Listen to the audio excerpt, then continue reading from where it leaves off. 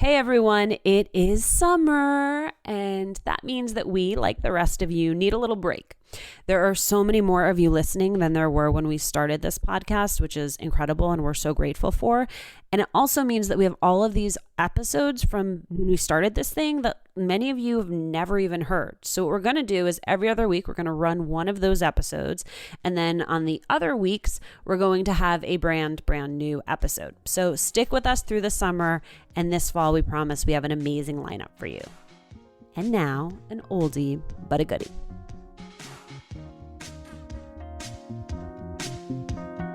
I'm not sure that's what I set out to do, to put myself in the line of fire. I just was one of the only vocal ones. Because there are more actors out there that could be speaking up. Because I don't look like all Latinas. There are Latinas that don't look like me, that need advocates themselves, that don't see themselves in me. So I go behind the camera, I create opportunities so they can see themselves, because I can't always be that reflection. And one human being can't represent an entire community. Gina Rodriguez has a lot to look forward to this year. Her new movie, Miss Bala, is out in theaters, and her Carmen Sandiego reboot is streaming on Netflix. Jane the Virgin, the television show that catapulted her to stardom, is coming to an end after 5 successful seasons. On the day we meet to record this episode, she flew to New York on the red-eye from LA. She spent the morning doing press and being grilled about the perception that her advocacy has missed the mark. We talk about it all, and what the past few years have taught her about herself, about family, and about what real power looks like in Hollywood. I'm Alicia Menendez, and this is Latina to Latina.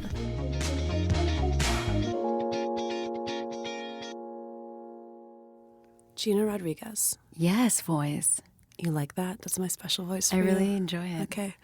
The last time I saw you, you were doing press for a little show called Jane the Virgin. There was a lot of buzz that it was going to be your star turn. Since then, you've won a Golden Globe. You've had breakout roles on the big screen. You got engaged. What about you as a person has changed in that time? Oh, my first feeling was my priorities. So much of what I had dreamt of when I was younger, as it starts to unfold, I never thought I would be in this space and start to pivot some of those goals elsewhere. I never thought I would say that maybe I prefer being behind the camera than in front of it. I don't think I ever would have believed myself if I thought I would say that in the future. Jane, I got when I was 29, so my transformation as a woman had already been well in its process, you know? Do you know what I'm talking about? That transformation that we make when we start to, understand the things that we want and that we like, and we're not going to allow that to happen to us anymore, and only so much, my favorite is that, you only allow somebody to hurt you as much as you'll hurt yourself. As the older you get, that actually gets less and less. Mm-hmm. You're like, I'm not going to hurt myself this much, and I'm not going to let you hurt me this much. And in what ways are you exactly the same person you were 4 years ago? All of them. Pretty much all of the ways. This is me. What you see is what you get. And it ain't going much further than that. And, nothing really has changed in my life. Except the fiancé. Except the fiancé, and he's super dope. You've got Miss Bala out right now. What made you say, yes, this is what I want to do next? I was in search of action. And as a woman, and a Latina woman, there are many opportunities. And not saying opportunities in general, just in this genre in particular. But when Sony approached me and they were like, we're going to make this with 95% Latinx in front of and behind the camera, and we're going to shoot in Tijuana, and there's going to be a female director, and we'd like the American girl to be you. I was like, oh, shit. You're like, and you're going to pay me? I was like, yeah, real money? I was like, for real? And no, it completely held up, and it was an experience that, it's beyond explanation because I haven't had it before, and I haven't had it since. How does it change the actual experience of filming it, though? Because usually you're the only person in the room. And on Jane, we have a significant cast of Latinas and Latinos. I would say there's 4 of us. And then it doesn't really extend too much outside of that. We have a very diverse writer's room, thank God, telling the story. Lots of women of color. But television sets are predominantly male and predominantly white. That is not to poo-poo on my beautiful white brothers and sisters, but it is just the truth. It's fact. And so to walk on a set and you hear Spanish and English and reggaeton or salsa and cumbia, you see people, making paella or bringing mofongo for lunch, and like you feel like you're at home and you feel this instant safety. You're not an other. There is no otherness. There is just like familiarity and the celebration of our similarities and the explanation of our differences and the embracing of them. When you have a film that is priding itself on breaking barriers, in this case because of the number of Latinx leads, because of the people behind the camera, is there then more pressure to succeed at the box office? 100%. Yeah, like 100%, like no doubt. There was this pressure when I was on Jane the Virgin. Because everybody was like, Jane the Virgin, the synopsis, she gets artificially inseminated? That's dumb. Oh my God, that's going to be so stupid. And you're just like, oh, ouch, yikes, okay. Oh, man. And it's all Latinas and Latinos. But I wasn't as knowledgeable, so there was a lot more excitement and joy. Now, as someone who produces, knowing what the outcome of the success could be for others. That's where the pressure comes in. Because I know that if this does well, when this does well, they will create more opportunities for others. Well, you know that well because it's been a long road here. The longest. It's easy to look at you and be like, overnight sensation. Always. They always say that. 34 years old, tried, was broke as hell, living on a sofa, trying my hardest, struggling actor. Only the roles that you would repetitively see on screen. And then Jane came. And that created opportunity, but the struggle didn't end. Auditioning for roles. Listen, I auditioned for a role and ended up booking a role that was biographical that I had to fight them to make sure she stayed Latina. She was Mexican from San Diego, and they wanted to change her ethnicity, and it was biographical.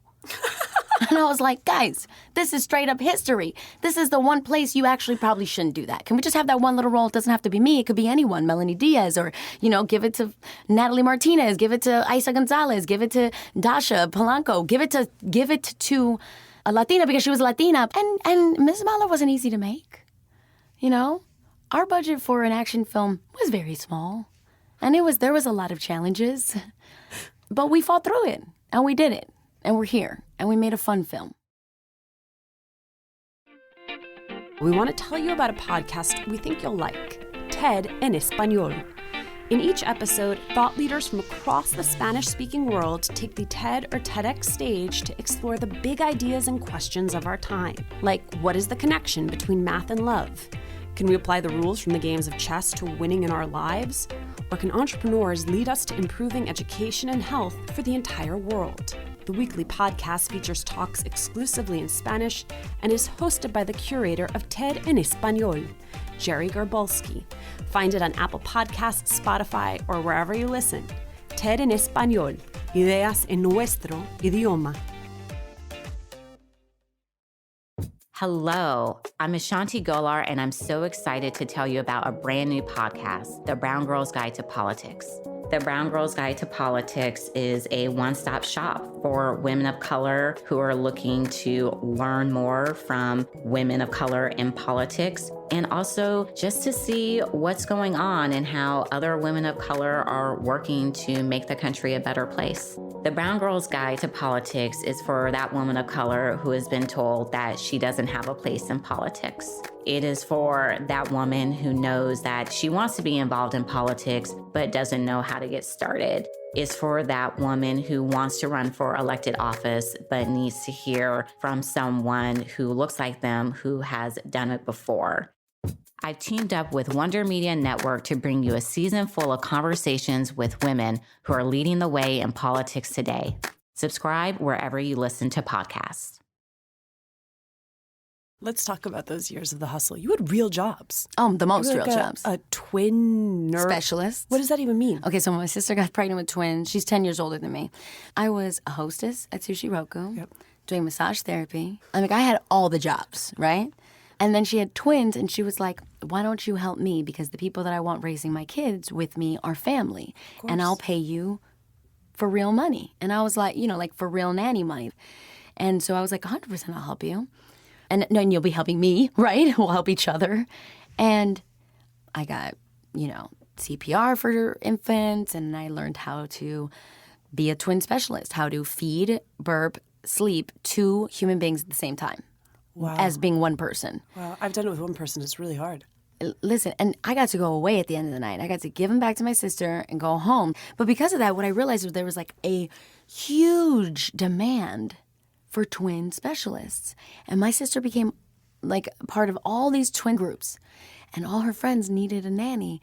And I was like, right over here, because they pay big bucks to take care of 2 kids, especially if they live in Beverly Hills. So I was like, hey-o, I'll take care of your babies. So I did that for a long time, and that was really cool. You win the Golden Globe. You take your parents to the after party. You then go back to your 1 bedroom. They sleep on the bed and they put me on the couch. And my father telling me that night, now don't you let this go to your head. Remember, your shit does stink. And you got to keep working hard, and you got to prove that you deserve this award. Like, that was the conversation at my house after. You have to prove that you deserve this, so don't stop working hard. It's not done. You're not done. And I was like, all right, but I'm done for the night, right? Damn. Talk to me a little bit. You've said in the past that it didn't just change things for you. It changed things for your immediate family, and it changed things for your extended family. What does that mean? That means I was able to help them. That means I get to take care of my parents now. That means I get to contribute financially in a space that I wasn't able to before. That means I get to help my cousins with student debt. I get to help my sister with student debt. I got to help myself with student debt. It means that I get to contribute to a family that has supported and uplifted me and protected me and helped me get to this space. So it means exactly what it is. Poor kid gets to help. You Rodriguez girls did good. My parents did good. I don't know what they did. Because let's just recount. We've got not only a Golden Globe winner, we've got a Harvard Business School grad. What is she? Private equity. Private She's equity. the CEO of a private equity no firm. big deal. A doctor who runs, she was still running a health clinic? Yeah, Westside Family Health Center, where she helps low-income families. I mean, boom, that is like triple threat. I was supposed to be a lawyer. I was supposed to be the Obviously, trifecta, yes. So I'm the screw-up. Yeah, minor disappointment. No, but tell me what they did. I'm raising a girl. Tell me what they did. So me and my sisters always talk about it because my sisters have mad kids, and I can't wait to have a kid. God willing, I have that blessing. I think a big thing that my parents did was that they made us realize that the actions that we took, we were the only ones that were going to live those consequences. If we rebelled in school and we didn't do well in school, it wasn't going to affect them. It was going to affect us and our lives. And at a very early age, I knew that, like, my parents were going to be okay. Was I? I need to take care of myself. I need to learn how to take care of myself. I need to have integrity for the journey I go on. I need to work hard because I saw my parents work very hard for very little, and they took lots of pride, and they created 3 really strong beast women that went after what they wanted fully, wholeheartedly, and succeeded. But they made us realize that it was our job to do that. I mean, it didn't hurt that my eldest sister was a trailblazer. She went to college, was the first person to go to college in her family. She helped pay for my college tuition. When I got sick and I lost my scholarship, she stepped in and helped pay so I can finish NYU. It didn't hurt that my middle sister was going to medical school when I was in high school trying to figure out what I wanted to do. Just to see these 2 incredible, extraordinary women take, dirt and make it into gold. I was very privileged in that right, that I had such incredible role models, doing what they wanted, going after what they wanted, and not letting no stop them. How have you thanked them? I don't know. Maybe I should thank them more. Thank you, Rebecca. No.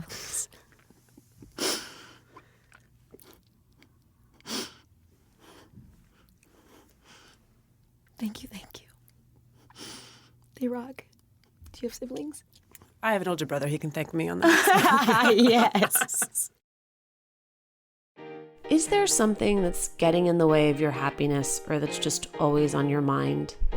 I found that talking with someone can make a big difference. And sometimes the logistics, finding the right person, finding the right time to talk, makes things complicated. BetterHelp connects you with an online counselor in a safe and private online environment. You can get help on your own time and at your own pace. You can schedule secure video or phone sessions, plus chat and text with your therapist. BetterHelp's professional counselors specialize in all types of things: depression, relationships, self-esteem. You can start communicating in less than 24 hours. If you're not happy with your counselor for any reason, you just request a new one at any time. Best of all, it's an affordable option. Latina to Latina listeners get 10% off your first month with the discount code LATINA. So why not get started today? Go to betterhelp.com/Latina. Fill out a questionnaire to help them assess your needs and get matched with a counselor. That's betterhelp.com/Latina. You're also the voice of the new Netflix animated series Carmen Sandiego. Did you grow up watching the show, playing the video game? Video game and the game show on PBS with Chief. Chief was my favorite woman alive. Lynn, God rest her soul, also from Chicago. I grew up with the game. My two older sisters grew up with the animation. And then we all had the, computer game when we finally got a computer at the house. It must be wild to step into such an iconic character. Wild. And oddly enough, not as much pressure as you would think because we knew nothing about her. She didn't really, right? I mean, there was so little bit, and she barely ever spoke. That was part of her mystique. Yeah, she barely ever spoke. She just was like this badass thief. But I remember being Latina and growing up in Jersey and watching and being like, oh, this is the closest thing I have to a Latina on television. And it was Rita Moreno's voice. Yeah. Girl, that's what feels crazy. You're also producing the live-action Carmen Sandiego Netflix film through your production company, I Can and I Will Productions. How will audiences know that this is something that Gina had a hand in? Oh, I don't know if they'll ever know unless they're on the set with gender parity, making sure that women are in the helm of many of the roles that we often haven't gotten the opportunity to, the fact that it'll be intersectional, the fact that I will put them in places they haven't had the opportunity to before. That stuff will be a little bit more behind scenes. That's the stuff that I think really helps push the needle forward. But then on screen, it will be a multicultural, beautiful cast for sure. Yeah, I think what I realized as an actor, for so long I thought if I was on screen, then I would be a reflection and I would help create change. And then I got on screen and I was like, oh, wow, there actually aren't many more, and we're still 7% of speaking roles. Not much has changed. Oh, that's right, because that's not where the power lies. It's behind the camera. And that's what made me start producing. Because I was like, I don't have any control on this side of the camera. On this side of the camera, my face is a reflection for those that feel like they look like me. But if I want to be an advocate for the entire Latinx community, I got to go behind the camera. It's a huge mind shift. I also wasn't aware of the dynamics of set and Hollywood and show business. I just was like, I want to be an actor. I want to act one day. I want to play pretend. And I really enjoy playing pretend, and I want to continue to play pretend. But if I want to create change, I got to do it behind the camera. What have you learned about what real power looks like, specifically in Hollywood? I'm not exactly sure what you're looking for in terms of an answer, but I can say that as Jane, when I was playing Jane, I did think the power was my face on that screen. And I learned very quickly that that was not where the power lied. I learned very quickly that I could not help my fellow artists just as the lead on a TV show. I could not change the fact that we didn't have gender parity. I couldn't change the fact that there weren't more Latinos or Latinas. I figured out pretty quickly that I needed to create a production company because as much as I thought my reflection was going to be powerful, which I do think that it helped many young girls feel of value, my power for the entire Latinx community is behind the camera. So what power looks like is not what we all think it is. And right now it's in the hands of very few, and they look very similar to one another. And we're just going to keep inching our way in there to create a little more equality, a little more opportunity, a little more fairness, so we can see more stories, so we can see more reflections, so we can see other dimensions of human beings. Hey, if it's time to upgrade your bra, then you should check out Lively. They offer bra styles for all different body types, available in 32A to 44 triple D. They've got bralettes, t-shirt bras, no wire bras, and so much more. For a limited time, you can get $10 off your first order by visiting wearlively.com/Latina.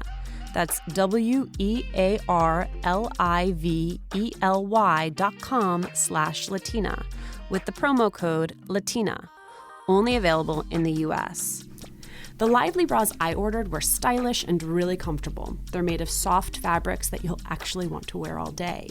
The website is easy to navigate, and as you know, I love trying things on at home. Their how-to-measure guide is on point and makes the process really easy. Lively is creating products that we all thought were impossible, like their no-wire strapless bra or best-selling busty bralettes, both of which quickly sold out and had thousands on back order. Plus, they have free and easy returns using the prepaid shipping label included in every package. And when you refer a friend, for every friend that signs up for Lively and makes a purchase, you receive 100 points. That's $10. So head to wearlively.com/Latina. That's wearlively.com/Latina with promo code Latina. Only available in the US. In addition to all of your television and film work, you've become known for having taken on this mantle of being an advocate for diversity in Hollywood. I definitely didn't take it on. Really? You feel that way? I didn't take it on. I just spoke up when I had a chance to. And I was probably one of the only ones that was doing it. And so I think the mantle was placed on me. Because I definitely never set out to be a vocal advocate. I set out to use my platform to help create change. It was kind of more the fact that there are so few of us. It's a very dangerous space to live in. To speak out for others is very scary. Anybody that does it, it's very scary. You put yourself in the line of fire. I'm not sure that's what I set out to do, to put myself in the line of fire. I'm definitely used to taking the hits. But that being said, I just was one of the only vocal ones. Because there are more actors out there that could be speaking up. Because I don't look like all Latinas. There are Latinas that don't look like me, that need advocates themselves, that don't see themselves in me. So I go behind the camera, I create opportunities so they can see themselves, because I can't always be that reflection. And one human being can't represent an entire community. It's not fair to the community, it's not fair to the person. So I don't think I set out to do that. I think I just was vocal because not many others were. Is there anything you would do differently, or are there lessons you have learned? Lessons I have learned. Because my heart's intention was misconstrued. The facts were real. The facts hurt people. And unfortunately, those facts came out of my mouth. You're talking about the pay equity scenario. Yeah. So the sad situation is that truth hurts, and I get that. And I'm learning that we are definitely in a climate where I must be very clear, so clear, the most clear, so that I'm not misunderstood. And that's for my mental health. Because I know my intention. And I sadly know that some facts really suck. Well, there's that. And there's also, I've had to learn, as someone who also wants to be a good ally, that sometimes my intention and the way my intention lands of course, has unintended consequences. 100%. That's just life, though, right? And I got to own that, and I got to learn from that. Yeah, for sure. And I think that we, as a culture, we are in a space where we don't fully read or fact check or do our research, but we own feelings based off of 170 characters. And we own them as fact. And that's very dangerous. Broadening out from here, what has surprised you most about becoming a public person? How much I hate it. It's not normal. It's not natural. The positive and the negative in that multitude is not healthy. I set out to be an actor. I didn't set out for anything else. I didn't set out to be famous on Instagram. I didn't set out to, to be a representative of a community. I set out to be an actor. I set out to play pretend. I wanted to do roles I hadn't seen yet. I wanted to see my community reflected in spaces it hadn't been in yet. And there was so much like an Apple contract that you don't read and you swipe all the way down to the bottom and you're just like, agree. We all do it every day. Get on your new iPhone, ring, ding, ding, ding, ding, agree. And then you just don't know what you're agreeing to. I want to thank you because you've been really clear about the fact that you want to be a mom. Yes. And I know that is a hard thing to put out into the universe. Yeah, because it's scary, right? Like, I hope my body is capable of doing that. Especially, can we talk a little bit about you being sick? I mean, you manage an illness on top of everything else. Yeah, it's a poopy one, but it's okay. But I'm all right, and I'm living, and so I definitely don't want to woe is me. But Hashimoto's is a sort of a bitch. It's such a pain in the ass. Because we think of it in terms of weight gain. Yeah, that's a side effect, and a very, very real one. But someone that I've definitely come into my skin of being very comfortable with the fluctuation of my weight, with knowing and learning my body and how it works and what foods to put in my body. And then at times to be okay with what my body looks like because of what I'm currently doing. I.e., like if I'm on Jane 14 hours a day, I'm not working out. I'm not. And that's okay. My priority is Jane. So my body is going to look different. And that's okay. And I love that. Yeah, and it would be hard, but it is. In your industry, it is a different ballgame. Oh, my God. When I got Hashimoto's, I was 19 years old, and I was like, I was cursed. This is a curse. This is a curse because I'm never going to be super skinny. I'm never going to be these super skinny girls that you see on TV. And mind you, when at 19, that was in... God, it was like 2002 or something like that, right? So we didn't have body positivity back then. We were not calling out people that body shamed. Those images were prevalent, and they did not look like me, and my body type was not the ones being lifted as beautiful. And that takes a toll on a young woman and a young man and just about anybody. That takes a toll on you. So I definitely thought I was like cursed in the beginning, and then it became my superpower. It became like... the reason I started advocating for like different beauty norms and body positivity. And that was part of, a big part of my advocacy back when I had done Philly Brown and when nobody cared what I said. I interviewed Christy Hawbecker at CAA. Oh, Christy! She's the best.